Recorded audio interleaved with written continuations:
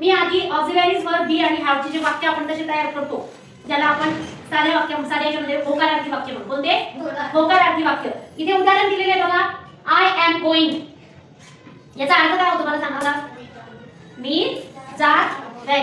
मी जात आहे. I N जे असल्या म्हणजे क्रिया चालू आहे लक्षात येतं, आणि एम असल्यामुळे हे वर्तमान काळातली क्रिया आहे, हे तुमच्या लक्षात आलं. मग मी जात आहे.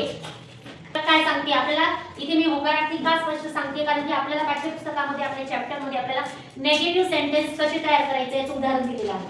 त्याच्यासाठी आपल्याला आधी होकारार्थी वाक्य कसे असतात हे आपल्याला समजण्यासाठी मी तुम्हाला हा फरक सांगते बघा. मग आय एम गोइंग, मी जात आहे. दुसरं वाक्य काय आहे वाचा. He was sleeping. अर्थ सांगा. ती झोपत आहे का. वॉज म्हणजे ती झोपत होती. होती. Very good. ती झोपत होती. ही भूतकाळाची क्रिया आहे. स्लीपिंग म्हणजे क्रिया चालू होती पण कधी होती, भूतकाळामध्ये. वॉज असल्यामुळे भूतकाळ आहे, क्रिया आधी चालू होती म्हणून वॉज वापरलेलं आहे. मग काय केले आता बघा. हॅव चे जे वाक्य आहे त्याच्या हॅवच्या वाक्यामध्ये काय आलेलं आहे. I have seen it. काय अर्थ होतो. मी ते, सीन म्हणजे भूतकाळातलं रूप आहे, तिसरं रूप आहे वर्ड फॉर्म. मी ते पाहिले आहे. मी ते पाहिले आहे. कोणत्या काळातलं वाक्य आहे हे. हॅव आणि वर्ब आठवा. हॅव आणि वर्बचं तिसरं फॉर्म कोणत्या काळात येतं. हा, परफेक्ट प्रेझेंट. Very good. या पदाचं तिसरं रूप आलं आहे. सी, सॉ आणि सीन. तुम्हाला सांगितलं ना मी इथे. He has finished. काय अर्थ होतो. आता फिनिश्ड म्हणजे संपवले. संपवले आहे. मग कोणी संपवले तर त्याने संपवली म्हणजे तो आहे ना, पण इथे तो संपवले असा अर्थ होतो मराठीमध्ये. त्याने संपवले आहे. झाले होकारार्थी वाक्य. कोणते वाक्य झाले. होकारार्थी. आता आपल्या पाठ्यपुस्तकामध्ये पेज नंबर 81 वरती आपल्याला नेगेटिव्ह सेंटेन्स दिलेले. काय फरक आहे नेगेटिव्ह सेंटेन्स मध्ये. नकारार्थी वाक्यामध्ये काय फरक आलेला आहे आणि या वाक्यामध्ये काय बदल आहे. Not. काय आलेले आहे वाक्यामध्ये. नॉट आलेले. काय आलेले. Not. इथे नॉट. मग या वाक्यामध्ये नॉट आल्यानंतर याचा अर्थ कसा तयार होईल. मी जात आहे. नाही. जात आहेचं जात नाही. किती सोपं वाक्य बघा. आता दुसऱ्या वाक्यामध्ये बघा बरं काय अर्थ होतो. शी वॉज नॉट स्लीपिंग. काय अर्थ होता. ती झोपत नव्हती. मग आता मराठीमध्ये काय येणार. ती झोपत नव्हती. भूतकाळात द्यायचं आपल्याला. ती झोपत नव्हती. नाही हे कधी येईल जेव्हा आपण वर्तमान काळाचं वाक्य असेल. शी इज स्लीपिंग. ती झोपत आहे. मग आता इथं ती झोपत नाही, पण आता इथे भूतकाळात असल्यामुळे वॉज असल्यामुळे काय नव्हती. ती झोपत नव्हती. मी खूप प्रयत्न केला पण ती झोपतच नव्हती. म्हणतो की नाही असं मराठीमध्ये. इतकी सोप्या पद्धतीने इंग्रजीमध्ये शी वॉज नॉट स्लीपिंग. ती झोपत नव्हती. मी खूप नसतो. मोठा भाऊ जर घरात असला आणि आई म्हणते तू काय कर, मी बाहेर जाऊन येते तोपर्यंत त्याला झोपव. मग तुम्ही काय म्हणतात. आई मी खूप प्रयत्न केला पण तो झोपत नव्हता. मग झोपत नव्हता तर ते वाक्य काय तयार होईल इथे. ती झोपत नव्हती किंवा तो झोपत नव्हता. He was not sleeping. तो झोपत नव्हता. कळलं का. इंग्रजीमध्ये काय होणार. शी वॉज नॉट स्लीपिंग या फिर ही वॉज नॉट स्लीपिंग. तो झोपत नव्हता. आता पुढे इथे मी सांगितलं हॅव चे वाक्य. आपण आता हॅव चे वाक्य केले. होकारार्थी वाक्य केले. I have seen it. मी ते पाहिले आहे. मग ते पाहिले नाही साठी काय येणार. मी ते पाहिले नाही. काय वाक्य होतंय. I haven't seen it. मी ते पाहिले नाही. सरळ म्हणतो आपण. भांडण सुरू होते. तू होता का तिथं. तू पाहिलं का ते. नाही मॅडम मी नाही पाहिलं ते म्हणतात ना तुम्ही उत्तर. मग त्याचं इंग्रजीमध्ये काय वाक्य होतंय. I haven't seen ma'am. Madam मी ते पाहिले नाही. कुठे गेला होता तू. तिकडे मुलं होते का उभे. मॅडम मी नाही पाहिले. उत्तर दिलं तुम्ही मी नाही पाहिले. तर हे मी नाही पाहिले ते हे आन्सर आहे. I haven't seen ma'am. तिसरं पुढचं वाक्य बघा. He has not finished it. होकारार्थी वाक्य काय. त्याने ते संपवलं आहे. तिने खाल्ली का खिचडी.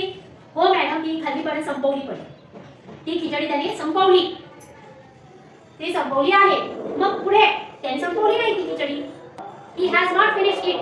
त्याने ते संपवलं नाही. किती उत्तर सोपं आहे ते. इंग्रजीमध्ये किती सोपं आहे. ही हॅज नॉट फिनिश्ड इट. त्याने ते संपवलं नाही. अशा पद्धतीने जर उत्तर द्यायचे असेल होकारार्थी आणि नकारार्थी वाक्य इथेच तुमच्या समोर आहे. आणि याचा वापर आपल्या दररोजच्या बोलण्यामध्ये आपण सहजपणे करू शकतो. उदाहरण द्यायचं झालं तर I am going to school असं तुम्ही सांगतात. I am not going to school. मी शाळेत जात नाही. झालं की नाही उत्तर. She was not sleeping. भूतकाळातलं वाक्य असं म्हणू शकतो. She was not playing. ती खेळत नव्हती. She was not playing. ती खेळत नव्हती. त्याच्यानंतर हे झालं. I have not seen it. मी ते पाहिले नाही. I have not done it. मी ते केले नाही. I have not made it. मी ते बनवले नाही. किती पद्धतीने आपण वाक्य तयार करू शकतो तुमच्या लक्षात यायला पाहिजे. इतकं सोपं आहे. हे झाले निगेटिव्ह सेंटेन्सेस. तुमचं ते पुस्तक तुम्हाला शिकवलेले काळाचे जे प्रकार आहेत त्याची जी वाक्य आहे ते पानं काढा आणि त्याच्यात किती वाक्य तुम्ही बनवलेले होते त्या सगळ्यामध्ये नॉट ऍड करून वाक्य तयार करा. बघा इथे आपल्याला ऑक्सिलरीज वर बी आणि हॅवचे फॉर्म्स तुम्हाला शिकवलेले. बी चे फॉर्म्स कोणते? Am, is, are, was, were आणि बीन किंवा बीन. तर हॅवचे कोणते? तर हॅव, हॅज आणि हॅड. कळलं का? मग या रूपामध्ये आपल्याला आपण आधी बीचे होकारार्थी वाक्य कसे करायचे हे आपण आतापर्यंत भरपूर वेळा शिकलेलो आहे. सगळ्या पुस्तकामध्ये नेगेटिव्ह सेंटेन्सेस दिलेले आहेत. काय दिलेले आहेत? Negative sentence. मग होकारार्थी वाक्यामध्ये काय वापरलं तर नकारार्थी होतं? तर क्रियापदानंतर काय? सहाय्यकारी क्रियापदानंतर काय लिहावं लागतं? नॉट लिहावं लागतं. हे सहाय्यकारी क्रियापद आहे की नाही? आता सांगितलं हॅव, हॅज, हॅड हे सहाय्यकारी क्रियापद. इकडे am, is, are, was, were आणि बीन हे सहाय्यकारी क्रियापद आहेत. त्याच्यानंतर काय द्यावं लागतं आपल्याला? फक्त नॉट लिहिलं की तुमचं नेगेटिव्ह सेंटेन्स तयार होतं. जसं आय एम गोइंग मी जात आहे. तर आय एम नॉट गोइंग मी जात नाही. त्याचप्रमाणे शी वॉज स्लीपिंग ती झोपत होती. शी वॉज नॉट स्लीपिंग ती झोपत नव्हती. इकडे हॅवचं बघा आय हॅव सीन इट मी ते पाहिले आहे आणि I have not seen it मी ते पाहिले नाही. परत ही हॅज फिनिश्ड इट त्याने ते संपवले आहे. इट जर टाकलं तर त्याने ते संपवले आहे आणि जर त्याचं नेगेटिव्ह करायचं आहे तर ही हॅज नॉट फिनिश्ड इट त्याने ते संपवले नाही. किती सोप्या पद्धतीने वाक्य तयार करू शकता. तर याच पद्धतीने तुम्हाला जे मी वर्ब देणार आहे त्या वर्बचे तुम्ही इथे आत्ताच्या आत्ता वाक्य नेगेटिव्ह सेव्ह करायचे. बघा मी पहिलं वर्ब देते रीड. दुसरा आहे राईट. तुम्ही जे नेहमी वाक्य करता गो. हा प्रत्येक यात आपल्याला एकच वाक्य बनवा. प्रेझेंट एक होकारार्थी वाक्य आणि एक नकारार्थी वाक्य बस एवढंच बनवायचं. कोणत्याही काळात बनवायचं. त्याच्यानंतर काम आणि एक वाक्य करून दाखवता का मला? कोणी पडायचं पटकन मनाने एखादं वाक्य करा. रीडचं वाक्य करा. चला अपूर्ण वर्तमान काळात रीड वापरून वर्ब वापरून तुम्हाला वाक्य बनवायचं आहे. सांगा पटकन. I am reading हा a book. Very good. I am reading a book. आता त्याचं नेगेटिव्ह बनव. नेगेटिव्ह बनवायचं काय वापरायचंय? तेवढं I am not reading a book. I am not reading a book. Very good. I am not reading. तुम्हाला सांगितलंय सहाय्यकारी क्रियापद जे असतं ना एम, इज, आर किंवा वॉज, वेअर त्याच्यानंतर नॉट वापरायचं. या पद्धतीने वाक्य बनवा. समजलं का?